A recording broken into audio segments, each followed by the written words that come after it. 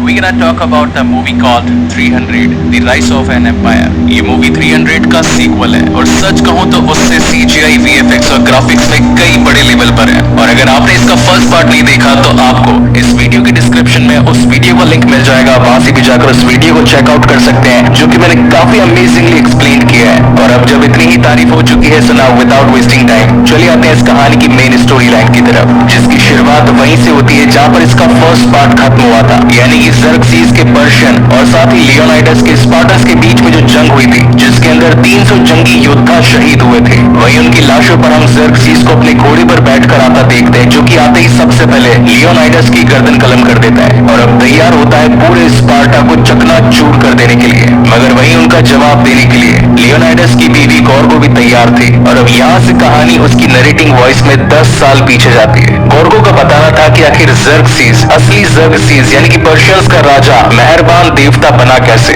आज से 10 सालों पहले एथेनियंस और साथ ही पर्शियंस के बीच में एक घमासान युद्ध हुआ, जहां पर एथेनियंस को लीड कर रहा था थेमिस्टोक्लीस, वहीं पर पर्शियंस को लीड कर रहा था डारियस। थेमिस्टोक्लीस की आर्मी ने उनके ऊपर ऐसा हमला किया कि ना तो उन्हें अपने हथियार निकालने तक का टाइम मिला और ना ही अपनी टीम को बचाने तक का। बहुत ही चालाकी और फुर्ती के साथ में थेमिस्टोक्लीस ने डारियस की पूरी फौज को निस्ते-नाबूद कर दिया। वहीं पर उसकी नजर दूर खड़े डारियस पर जाती है और वो इस मौके को गंवाना नहीं चाहता था, इसलिए वो अपने पास ही पड़े धनुष और तीर को उठाकर उसके ऊपर एक वार करता है और वो तीर जाकर सीधा डारियस के सीने में घुसता है। मगर ये उसकी सबसे बड़ी गलती थी, क्योंकि डारियस के पीछे उसका बेटा खड़ा था ज़र्क्सीज़। और आज भी थेमिस्टोक्लीस सोचता था कि काश मैंने वो तीर डारियस को न मारकर सीधा ज़र्क्सीज़ के सीने में उतार दिया होता। जिसके बाद वे समय आगे बढ़ता है और हम पर्शियन राज्य को देख पाते हैं। यहाँ पर डारियस घायल पड़ा होता है और वहीं पर उससे मिलने के लिए उसकी सबसे काबिल योद्धा, जिसका नाम होता है एडमीशिया, मिलने के लिए आती है और वो ज़र्क्सीज़ को वहां पर रोता पाती है। तो कहती है कि अगर तुम्हें अपने पिता के मौत का बदला लेना है तो तुम्हें एक देवता के रूप में पुनर्जन्म लेना पड़ेगा। मगर ज़र्क्सीज़ तो एक छोटा लड़का था, वो इस वक्त जंग के लिए तैयार नहीं था। 7 दिनों तक काफी रोने के बाद में जब एडमीशिया उसके पास आती और कहती है कि अब वक्त हो चला है इंतकाम लेने का और अब तुम करोगे एथेंस और यूनान को पूरी तरीके से खत्म। जिसके बाद तो एडमीशिया अपने पूरे राज्य के अंदर दूर दूर से जादूगर, फकीरों और तांत्रिकों को बुलाकर नई नई योजनाएं बनाती है और भेज देती है ज़र्क्सीज़ को सुनसान रेगिस्तान में मीलों दूर, जहाँ पर कई दिनों तक बिना भूख प्यास पानी के चलता जाता है ज़र्क्सीज़ और अंत में जाकर एक ऐसी गुफा में पहुंचता है जहाँ पर काली शक्तियां और ताकत वाले तांत्रिक बैठे थे, जिनकी भूख इंसानी खाना नहीं बल्कि इंसानी रूह थी। वहां पर ज़र्क्सीज़ ने जाकर अपने आप को पूरी तरीके से उनके हवाले कर दिया और फिर उन्हीं के पानी में से निकला एक नया मेहरबान देवता, जिसे ना तो कोई हरा सकता था और ना ही कोई मार सकता था। और अब इस वक्त ज़र्क्सीज़ के शरीर के अंदर कोई भी पुराना इंसानी अंग नहीं बचा था, उसमें अब रूहानी ताकतें आ चुकी थी। अब कहीं पर्शियन यूनानियों पर हमला करने से मना न कर दें, इसलिए एडमीशिया ने सारे पर्शियंस जो कि वफादार थे ज़र्क्सीज़ के, उसके आने से पहले उन सभी को खत्म कर दिया ताकि उनके हमले में कोई रुकावट न बने। और उसके बाद में उसने ज़र्क्सीज़ के दिमाग में यूनानियों के खिलाफ जहर घोल दिया। जिसके बाद तो ज़र्क्सीज़ ने अपने लाखों की सेना के सामने ये ऐलान कर दिया कि अब यूनानी उनके पैरों तले कुचल दिए जाएंगे। एडमीशिया को खुद यूनानी बिल्कुल पसंद नहीं थे, क्योंकि ये बात आज से 20 साल पुरानी थी, जब वो एक छोटी बच्ची थी जो कि यूनान में ही पैदा हुई थी। मगर वहां के कुछ सैनिकों ने उसके परिवार का बलात्कार किया, हर एक को जान से मार दिया और कई महीनों तक उसका भी शोषण किया। और जब वो पूरी तरीके से खत्म हो गई तो उसे मरने के लिए यूनान की सड़कों पर छोड़ दिया। तभी वहां पर एक फारस के तलवारबाज की नजर उस पर पड़ गई, जिसने उसको सहारा दिया, उसे हर तालीम दी तलवार चलाने की और साथ ही सारे जंगी हथियारों को चलाने की।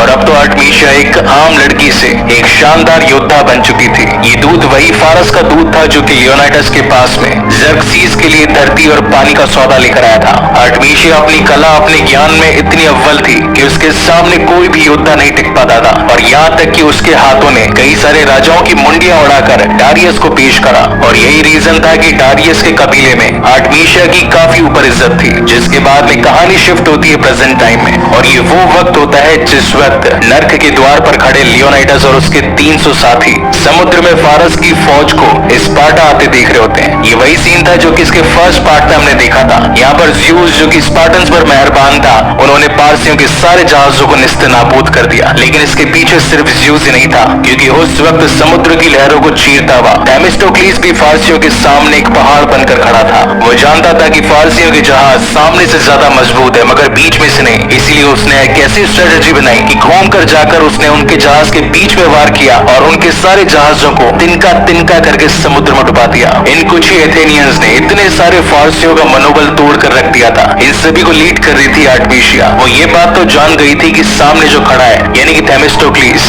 ये वही शख्स था जिसने कि मेरे राजा डारियस के सीने में तीर उतारा था। वो दुश्मन तो था ही साथ वो एक काबिल सरदार भी था। इसलिए आर्टेमिसिया उसके सामने एक सौदा पेश करती है और उसे अपने जहाज पर बुलाती है और फिर कहती है कि तुम्हारी ये मुट्ठी भर फौज हमारे लाखों की फौज के सामने कुछ नहीं, यानी कि तुम्हारे हर एक सैनिक को मेरे 1000 सैनिक मारने पड़ेंगे और तुम्हारे सिर्फ एक जहाज को मेरे कई सैकड़ों जहाज डुबाने पड़ेंगे, तब जाकर मुकाबला बराबरी का होगा, जो कि सिर्फ तुम्हारे सपनों में पॉसिबल है। मैं इस जंग का रुख पलट के रख सकती हूँ अगर तुम मेरे साथ हो जाओ। थेमिस्टोक्लीस को रिझाने के लिए आर्टेमिसिया अपना जिस्म तक उसे दे देती है। यहाँ पर इनके बीच में एक इंटीमेट सीन भी होता है और जब वो उससे कहती है कि तुम चाहो तो रोज ऐसी रात मेरे साथ बिता सकते हो, मगर थेमिस्टोक्लीस अपने देश अपने लोगों के लिए वफादार था और वो ऐसा करने से मना कर देता है, जिस पर गुस्से में आकर आर्टेमिसिया लोगों से कहती है कि इस कचरे को बाहर फेंक दो और अब इन्हें मैं दिखाऊंगी कि जंग किसे कहते हैं। जिसके बाद में शुरुआत होती है अगले दिन की और यहाँ पर आर्टेमिसिया ने अपना एक ऐसा जहाज इस जंग में उतारा होता है जिसके अंदर टार भरा होता है। ये टार एक गाढ़ा तेल होता है काले कलर का,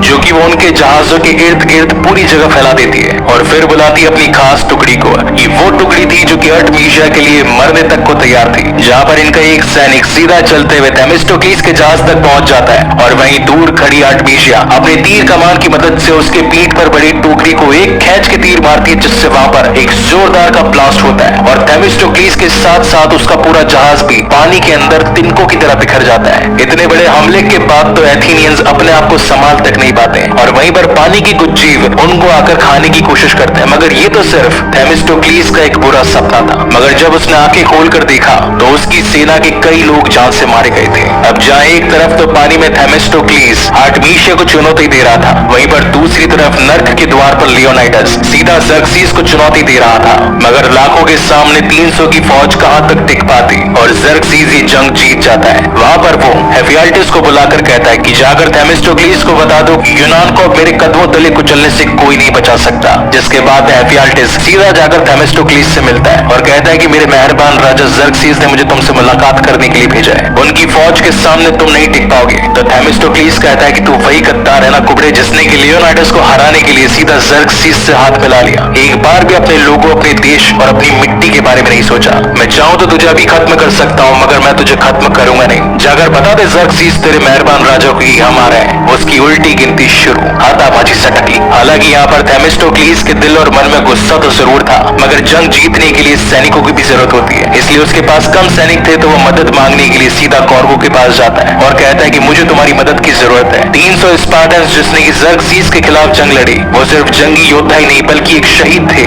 और हम उन शहीदों की कुर्बानी जाया नहीं जाने दे सकते। इसलिए मैं चाहता हूँ कि तुम मेरी मदद करो, मुझे अपनी सेना दो, जितनी हो सकती है उतने जहाज दो। मैं जाकर ज़र्क्सीस से इन सबका बदला लूंगा और यूनान को जीत दिलवाऊंगा। मगर गौर को जिसने अभी अपने पति को खोया था, वो उसकी मदद करने से साफ मना कर देती और कहती है कि हमने तुम्हारी हर वक्त मदद करी, अपने पति को खोया, अपने राजा को खोया, अब क्या जंग लड़ने के लिए यहाँ के बच्चों को तलवारें पकड़वा दूं मैं तुम्हारे लिए? अपनी खैरियत चाहते हो तो यहाँ से चले जाओ। थेमिस्टोक्लीस उससे मांगना तो बहुत कुछ चाहता था, मगर वो रानी को कुछ कह नहीं पाता और वहीं पर वो लियोनाइडस की उस तलवार को रख देता है जिसने की ज़र्क्सीस के खिलाफ एक शानदार जंग लड़ी थी और जाते वक्त सिर्फ इतना कह के जाता है कि रानी इंतकाम लो अपने बदले का। मीनवाइल हम ज़र्क्सीस को देख पाते हैं जो कि अब एथेंस को पूरी तरीके से राख करके मस्त KFC का चिकन खा रहा होता है। उसी वक्त वहां पर हेफियाल्टिस पहुंच जाता है और बताता है कि एथेनियंस जिसे कि आपकी ताकत से डरना चाहिए, वो तो बिल्कुल नहीं डरे और बल्कि उल्टा आपके खिलाफ एक बड़ी जंग के लिए तैयार है। ये सुनकर आर्टेमिसिया कहती है कि मैंने तो खुद उसे जान से मारा था, आखिर वो बचा कैसे? मैं उसे जिंदा नहीं छोड़ूंगी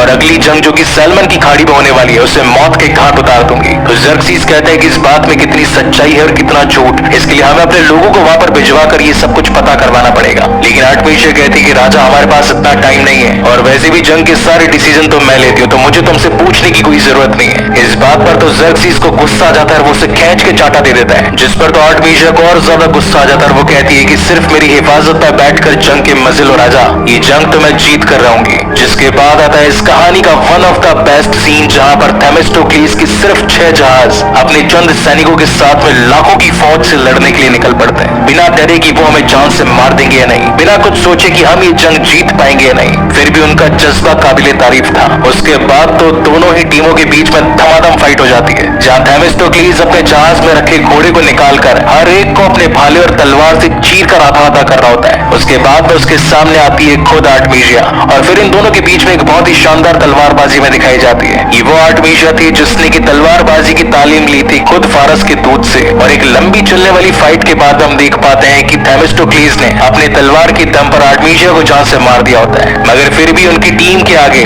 थेमिस्टोक्लीस की टीम हारती नजर आती है। और यहीं पर सबसे बड़ा गेम चेंजिंग सीन आता है, जहां पर हम कॉर्गो और उसके हजारों सिपाहियों को देख पाते हैं जो कि अब फारसियों के खिलाफ खड़े थे। और इसी तगड़े सस्पेंस के साथ में ये शानदार कहानी भी यहीं पर खत्म होती है। वेल, इस लड़ाई का एंड में क्या होता है उसके लिए इसका थर्ड पार्ट भी आना चाहिए था, लेकिन इस वक्त भी इसका थर्ड पार्ट नहीं आया। इस मूवी का फर्स्ट पार्ट सन 2006 में आया था और इसका ये सेकंड पार्ट सन 2014 में, और अभी चल रहा है 2021, जो कि ऑलमोस्ट खत्म होने वाला है। सो गाइस, जितना बेसब्री से आपको इसके थर्ड पार्ट का इंतजार है, उतनी ही बेसब्री से मुझे भी, क्योंकि इसी शानदार दिल दहला देने वाली कहानियां